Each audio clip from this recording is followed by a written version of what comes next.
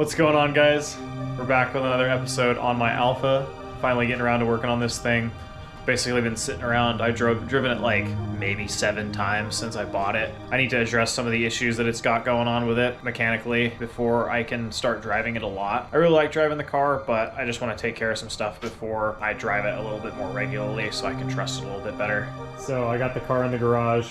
Been sitting outside for a while. It's all covered in leaves and stuff because I haven't been driving it, but we're gonna do the cooling system today. Just the radiator hoses, the gaskets, thermostat, and the radiator. I put a different radiator that I got used from the dude that sold me the car, Phil, but I wanted something that was brand new, so I found one on RockAuto. It was like 96 bucks or something rather than like the 450 that most companies want for it. I'm gonna give that a shot, better than what I have, and I'm gonna go flip the camera around and show you the rest of the parts that I got. So here's a couple of the parts that I'm going to be installing today. Upper hose, 2-piece lower hose with a new little T that goes in the middle of it. I'm not sure if the one that I have is rusty or not, but they usually get pretty rusty. New radiator cap, thermostat, and thermostat gasket in here. Hopefully I don't break the 3 bolts that hold the thermostat on, and I'll show you guys what I'm talking about. What we're going to be replacing is the thermostat, which sits in here on the front of the engine. I'd really like to do these coolant pipes in the back, but I'm going to wait until I do a water pump on the car in a little while I do the timing belt. I'm waiting on a restock on the stay belt timing tensioners from Centerline. They're designing a new product right now and they haven't come out yet, so I'm going to live in constant fear my timing belt falling off the car until that point. But this hose, and there's a T down there that we got to get at, and just the radiator itself. I'm going to transfer the fan over because I know it works. Car runs at a good temperature right now. It runs at like 185, I think, but the thermostat's a 175 thermostat, so I'm gonna try and see if I can get it to run a little bit colder. These things run pretty cold, so I just want to make sure it's running to the correct temperature. So I guess the first part that we're going to start with is just draining the coolant. These cars don't have a radiator drain plug on them, I don't think. It's been a little bit since I've worked on a Milano. I work on them at work quite a bit, but it's been all GTV6 stuff, which is the same engine, same drivetrain. They're just a little bit differently laid out. Radiators are different and all that. I'm balls deep in a fab project on a GTV6 right now, so I'm kind of GTV6 on the brain. Not much room for Milano stuff. I'm gonna get this couple sensors unplugged, drain the coolant, and I'll check back in with you guys in just a second. So Cam's gonna be doing all the work today. She's doing her little dance, draining the coolant. Yeah, you're doing all of it. I'm not doing all of it. Yeah, you are. You're my not hired technician. You're an Alpha Tech now. Yeah, we're just draining the coolant out. There's no drain plug. I couldn't see anything, so we're just letting it drip out of the lower hose right now. Once we're done with that, we're gonna just completely disconnect both the radiator hoses, and then we're gonna get the radiator out of the car. So we got the upper hose off, made sure it matched. We're good to go. I have a random assortment of clamps. We're gonna see if I have any ones that I like a little bit better. But she's taking off the lower hose right now. We're gonna get the whole thing off the car, and then we're gonna separate it outside the car. Make a mess. So we got the lower hose off with the connector pipe in the middle. We left it together just because I'm replacing all that.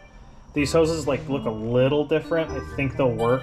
We're gonna find out. If not, I'm gonna have to put in a Centerline order. I'm trying to be cheap here and not use Centerline a ton because their stuff's pretty expensive, but it always works. So next up, we're gonna start taking the radiator out of the car. There's just one bolt that holds it and one hose left. That's gonna be it. Okay, so the radiator's out. Here it is next to the new one. You see all that rust down there. Thing's super nasty inside. This new one looks a little bit different, but I'm gonna try and put it in and see if it works. Might as well. It's like a quarter of the price of a new one from Centerline, so we're gonna give that a shot. I need to transfer over the fan and the coolant temp sensor, so we're gonna do that. I guess it's not the coolant temp sensor, it's the fan switch, but like same shit, whatever. Yeah, we're gonna lay these two on the front, get everything switched over, and then we're gonna chuck this thing back in the car. We just got the cooling fan and the fan switch swapped over from the old radiator. We're gonna try and drop this thing in the car now, see if everything fits well, and then we're gonna move on to the thermostat. This $96 RockAuto radiator actually fits really well in this car. I'm glad that I bought it. It was the last one available, and I just panic purchased it basically because I wasn't sure if I was going to be able to get another one. but I can see if I can put a part number up on the screen. It may be available from the actual manufacturer, but we're gonna take the thermostat apart and we're gonna replace that, but we're gonna switch some clamps out first. So now that the radiator's in, next step is we're gonna tackle the thermostat and a new gasket. These three 11mm bolts make me a little bit nervous, just because I've broken them before at work, and I'm sure that these ones aren't doing so hot either, but gonna get in there and break them loose. These are a 7x1.0 thread, which is super dumb. Alfa loves to use that kind of stuff, like up here, 7x1.0, exhaust, header, everything like that. So if I break them, I can't get any new bolts for them readily. So I'll have to go to work and grab one. I'm gonna give this a shot and see if it breaks. So we got the thermostat housing off, didn't break any bolts, may have dropped a washer down the timing cover, so we're gonna take the timing cover off and take a look.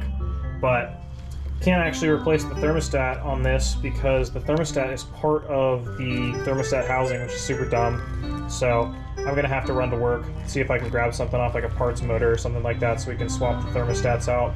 But gonna get the timing covers off and I'll probably end this section of the video.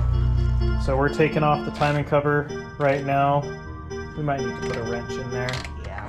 But taking this off, see what's behind there, see if we can get that washer out. If not, it may not be in there, but I kind of wanted to check the timing belt out as well. Yeah, the serpentine belt, or I guess the water pump belt, was looking pretty rough, so I'm going to do one of those while this stuff's all apart. So I guess it's kind of a good thing that this fell, so we can take a look at how everything else is doing on the inside of this thing. Alright guys, it's been a couple days. It's been quite a while actually since I took the Alfa apart. I started pulling the motor on the Civic. It's already out and the new one's in. I gotta finish this thing up outside, which really sucks. It's pretty cold, but I got my heater out here. Cam's over there with the cat, and we're gonna put this thing back together. I decided I wasn't gonna do the timing belt quite yet. I just don't really want to deal with that. It should be fine.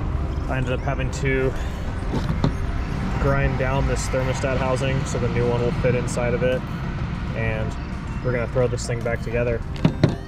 So this thermostat is actually from a Ford Ranger. I'll put the part number on the screen, and I'll put a link to the write-up on what you got to do to the thermostat housing to make it work. Just got to drill a little notch right here so it'll clear the bleeder hole in the thermostat housing. Like that.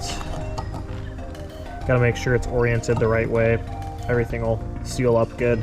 But I just got the housing all cleaned off. I'm gonna drop the thermostat in there in the correct orientation, put the gasket on, and get it all torqued down.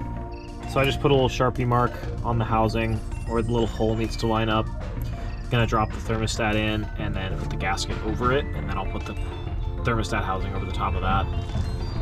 So I just got the thermostat housing bolted down. We'll see if it seals. If not, I'll just go spend the money and get the right stuff to do this the correct way, but we'll try this out for now. Really didn't feel like spending $70 on a thermostat, so next step is we're gonna get the radiator hoses on and the timing covers. Okay, Cam got all the timing cover bolts on. We're gonna put on a new belt for the alternator and the water pump, and then we'll get the radiator hoses on. All right guys, I'm back. It's a new day. I ended up getting the wrong belt for the water pump, so I had to run to O'Reilly's late at night and grab a new one yesterday, and by the time I got finished with that, it was dark, so I just decided to pick it up in the morning.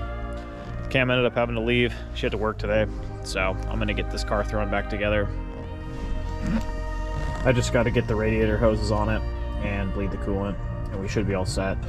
I gotta cut the lower hose to fit, so I'm gonna get the upper hose on as soon as I get the belt tensioned. So I just got the new belt installed on the alternator. The one that I was sent was an 838mm long one, and the one that came off was an 850. Weirdest thing about it is I went to the parts store and got a belt, and it's a 880 something millimeter long belt. Cat's crawling on the car, making sure I'm doing it right. But got a belt on. The lower bolt's kind of a pain in the ass if you have power steering on the car like I do. I don't even have a belt on it, but I'm telling myself that I'm going to keep the power steering because I want to get it fixed. It has a pretty bad leak somewhere, so that's on the list of stuff to take care of. But next up, I'm going to get the upper radiator hose on the car. So I got the upper hose on the car. Just bolted right up. It is from Centerline, so the fitment is quite a bit better than this universal junk that I bought for the lower hose. But we're gonna give it a shot. I'm just gonna measure, mock up everything, cut it, and then put it back together. I have to link it up to the heater core line right here, and that's really the only thing that matters. So I'm gonna get to that and hopefully hop this thing done and fired up soon. So I got the lower hose mocked up in the car. Fits all right. Nothing super crazy. I think I might shorten the upper section of it, but now I'm gonna pull it out and clamp the little T piece on and then assemble the whole thing into the car.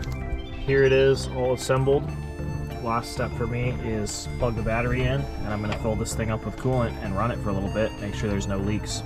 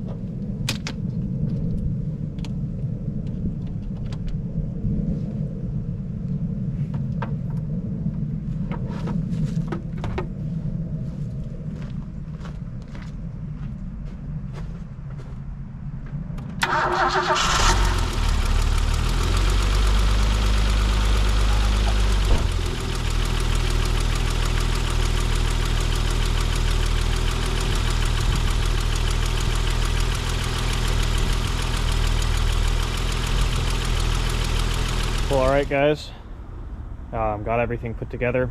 Seems like everything's working well. Fan's working, radiator's not leaking or anything, no coolant leaks. Flood the coolant and we're all good. So that's going to be it for this video. Thank you guys for watching. I'm going to go take this thing for a drive. I'll see you guys next time.